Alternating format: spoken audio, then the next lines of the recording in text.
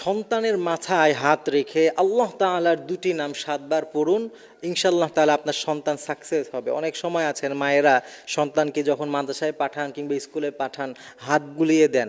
তো এই যখন আমরা হাত বুলিয়ে দেই আমরা কন্টিনিউ এই আমলটি করতে পারি। খুবই চমৎকার, একেবারে সহজ আমল। আমার বিশ্বাস যে সর্বোচ্চ 7 থেকে 10 সেকেন্ড সময় লাগবে এই আমলটি করতে, কিন্তু অত্যন্ত কার্যকরী।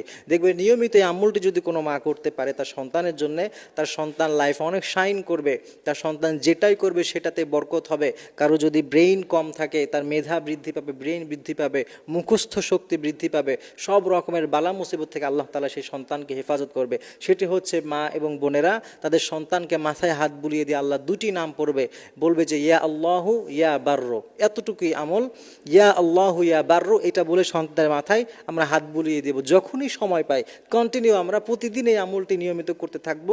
দেখবেন আপনার সন্তানের লাইফটা আস্তে আস্তে পরিবর্তন হচ্ছে, সুন্দর হচ্ছে, গোছালো হচ্ছে।